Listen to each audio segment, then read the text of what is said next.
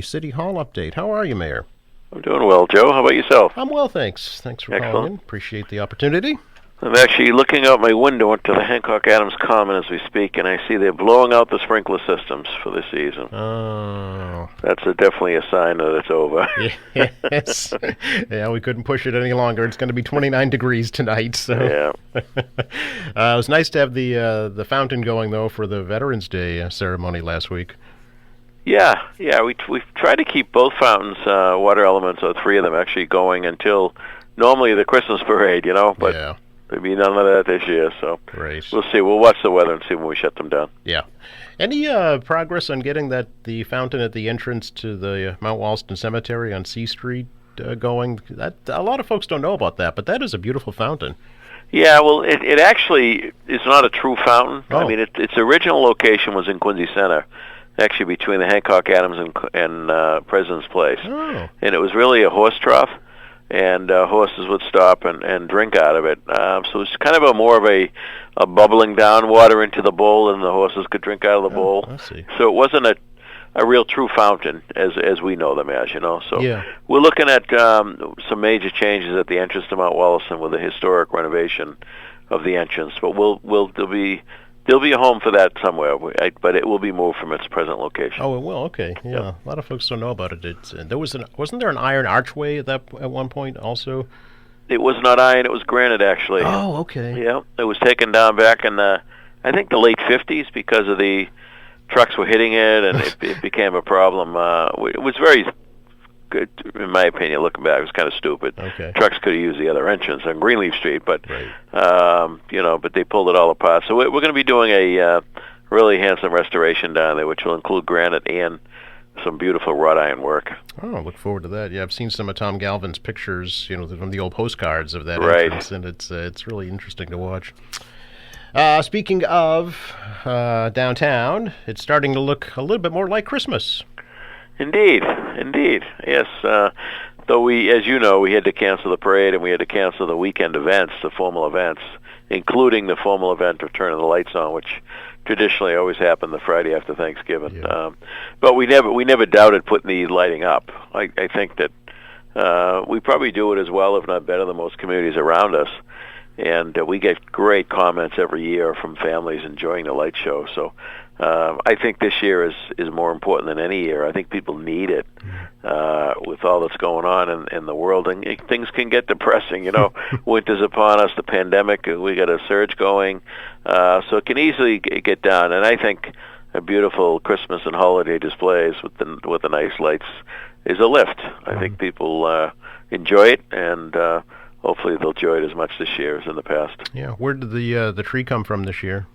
Well, we get two different trees. There's one that's on the lawn area that came from a home on Park Avenue, Mm-hmm. and there's one on the courtyard area, if you will, between City Hall and the church that came from a home up on Whitwell Street. So they're both local trees, donated by local residents. Very nice. They were getting too big for where they were in their yards, so we were glad to take them, and as part of the deal, we'll replace them with new trees in the spring for them. Nice. It'll make for a nice festive atmosphere. And that's the true promise of Christmas, right? Is light in the darkness, yeah. The other thing with those size trees, if they have to travel a long distance, the branches really can take a beating, get broken. So just being around the corner, it makes for a better quality tree in the end. Sure. It'll make for a nice atmosphere for the Quincy Chamber of Commerce Winter Market at Kilroy Square. It's coming up soon. Yeah, I'm not sure that's going to happen with all the numbers, but we'll let Mr. Cahill make that decision. The numbers aren't good, so I'm not sure that's going to be pulled off. Okay. We'll have to wait and see on that, just like everything this year. Yeah, exactly. Asterisks. Quincy is still in the green, though. We are. I mean, the new matrix makes a lot of sense. And a lot of people who ask me about this, they're confused. And I see when you think about it, only 8 people in 100,000 and put us in the red, the extreme zone, didn't make a lot of sense to me. So I think the number combined with the positivity rate gives a little bit more, science to it, if you will, a little bit more backup, and I think it has more merit. So, so we're still, we had a nice day Sunday. We only had 6 new cases, but I think it was 21 new ones yesterday. So we're still in that double digit in the last couple of weeks, which is but our positivity rate is reasonable. It's low compared to some other communities, so that's a good thing. Yeah. You know. It's, let's see, 1.75%, so under 2%, where it's pretty Correct. much where it stayed. Yeah. Makes it all important to keep those practices up, right? The mask Indeed, wearing. indeed. I mean, there's no other solution until the finalization of the vaccine, and we're seeing great promise there. Been announced by a couple of different companies, one being a Cambridge outfit. So that's exciting, and I think that's going to be the long-term solution. Yeah, and just yesterday, Quincy's own Stop and Shop stepped up and said they'll be one of the first to distribute the vaccine for free once it's available. Yeah, So good for them. Yeah. We talked a little bit, Mayor, about the vote by the City Council Ordinance Committee last night to approve the land disposition agreement for the 2 parcels at the Hancock parking lot.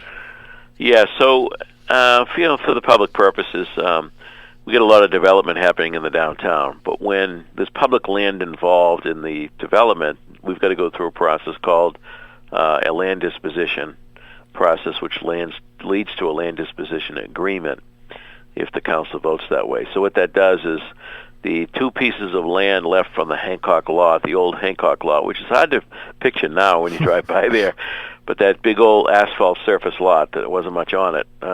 So the last 2 pieces, so one is on the corner next of Ryan Parkway and McGrath, Revere, wherever that line is, across from the courthouse next to the new O'Connell building, and the other corner is on the other side of the garage, which leads along Revere Road up to the corner of Hancock and Hannon. And, so those 2 parcels now are in the mix for this land disposition agreement with LBC, which built the apartment building on Hancock Street and the Nova Suites. So this is just the first step.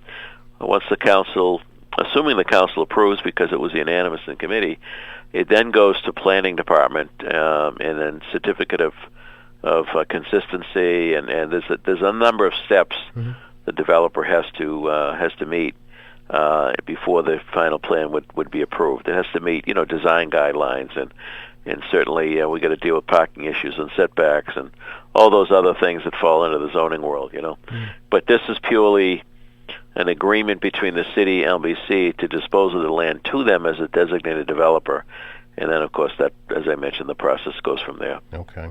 There was some questions raised about whether or not the developer should post a bond to ensure the project is completed. Do you think that's a good idea? Well, that's really, we've had this isn't our first land disposition agreement, right. So, they're crafted such that if it doesn't happen, the land goes back to the city. Okay. So, we've got ways to protect the city in that regard. Okay, because it was Fox Rock was brought up as an example for the Ross lot with the delay going on there. What is the status of that? Actually, you're talking about a major hospital entity, and with the pandemic, they weren't focused on real estate. They were focused on the pandemic. So that set us back for a serious amount of time. But I would expect coming this spring, that will be behind us. There'll be a deal in place, a lease in place, and they can be talking about foundations probably in by the fall. So that will move forward. I'm comfortable with that. I'm confident in it. But the world, first of all, South Shore, which was part of it, South Shore Medical, not to get too into the details, but Gene Green was the president of South Shore. He was quietly negotiating with Tufts on that other deal, which took him off track of the Brigham deal. And then, of course, as we know, he left or was terminated from South Shore because the board wasn't happy. They didn't know about it. Right. So that also cost us some time because we fall into the South Shore catchment area under the DPH rules. So Brigham and Women just couldn't march forward without some kind of an arrangement with South Shore. So between that, the potential Tufts deal, and the pandemic, it set us back, no question. But I think we're going to be in good shape by the spring. Well, there is site work going on there, I've seen. Well, the site work over there is mostly related to ours. It's the new roads and the bridge that we're building. I see. Which had to happen before they could do anything anyway, technically. So we'll be, as you know, we'll be dedicating the new roads bridge in the spring. So and then the new neat parcels will be ready to go. Very good. So the LBC projects, would they utilize the current city parking garage for their new apartment buildings? Well, they have, right now they have under lease a number of parking spaces in that garage, which aren't which aren't nearly being used. So one of the thoughts on the table is they keep the same number and then incorporate those spaces that aren't being used into the new buildings they're proposing. Okay. So probably a combination of some parking on site of their building, and then make up the difference between what they've got left that's available in the Kilroy garage. I see. And are those the last two parcels available at that lot? At the Hancock lot, they are. They are? Correct. Okay, so that would fully complete the development of that. Completes that, and we're moving, as you know, on the other side of the street. So not only on the Ross side, but there's going to be some discussions about Hancock Street. We've got some serious interest in some new buildings on the westerly side of Hancock Street. Oh. So exciting. Can we talk a little bit, Mayor, about the John Adams Presidential Library? Any word from the Boston Public Library about returning the books to the city? No, we have not heard any more. Oh, okay. You know, they did discuss it in executive session at a meeting in September. My guess is they're probably doing some analysis with their attorneys and seeing what their options are. And I'm just surmising here, just guessing. You know, I don't think it'll be an easy hand them over. You know, I think they probably have, in their minds, have taken ownership of these and think they're theirs. So I think it's probably going to end up being a little bit of a battle, which I'm up for. And I think it'll continue to help us shine the light on the programming that we're talking about. So that's only one portion of what would be the library. We're now working on images. I'll be going to the council in the near future on land acquisition. And we've got a person working very hard on putting together the entity and applying for foundation monies. I think that we'll be successful in seeking and attaining outside sources of money because of the Adams story. As we've talked about, it's so relevant today, even though, you know, we're talking about 250 years ago. And, you know, the story of obviously the anti-slavery position that he held on principle along with Abigail. And then, of course, the warning of the party system that we've inherited that, you know, he talked about being problematic in the future. And boy, oh boy, those two items are fairly relevant today based on the discussions and the peaceful protests and the riots and you name it. It's been quite a year in many respects. And I think it's even more reason to celebrate the Adams' contributions to our country. Well, it certainly shows how visionary and forward-thinking that they were at that time. You know, it's incredible. It really is. It's amazing. And you know, I never get enough of that. I love history, and I love that time period in our history. You know, Adams was one of the giants of his time, no question. Adams, Jefferson, Washington, Hamilton, Madison. I mean, these minds are just incredible coming together at the time. And think about Adams sitting in his law office, right? Writing the Constitution for Massachusetts, that's right. Which was one of the models for the country's Constitution. What a mind.